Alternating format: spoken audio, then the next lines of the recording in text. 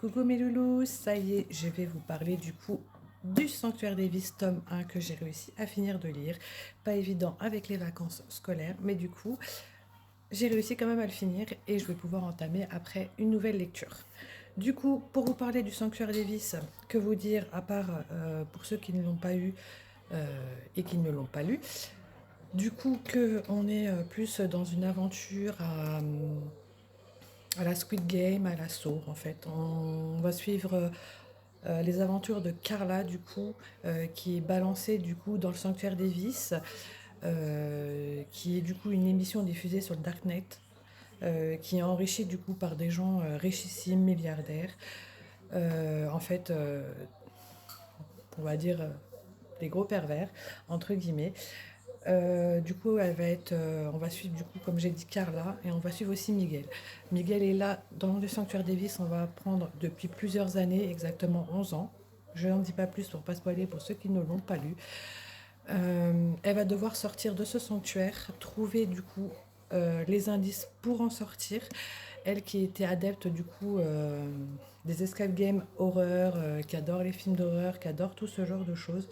C'est pour ça que du coup elle a été prise pour rentrer du coup contre son gré dans le sanctuaire des vices, car toutes les personnes qui sont dans le sanctuaire des vices ne sont pas rentrées par leur propre volonté, mais ont été du coup choisies et désignées par ces gens-là et vont devoir subir des choses horribles. Honnêtement, moi je sais pas si j'aurais survécu dans le sanctuaire des vices. Surtout quand il fallait trouver cet indice. Pour moi, ce livre, je l'ai adoré, je suis rentrée dedans. Du coup, pour l'instant, sur ce tome 1, du coup, il se termine, mais on a besoin de savoir la suite. Donc, vivement le tome 2. J'espère que le tome 2 sera aussi bien que le tome 1. Et franchement, j'ai bien aimé. Donc, attention, on est sur une dark romance, hein, évidemment, donc interdit aux moins de 18 ans. Il y a quand même des scènes assez hard. En ce qui concerne, par contre, on va parler de la dark romance. La romance, je suis un peu mitigée dessus. On la voit vers la fin.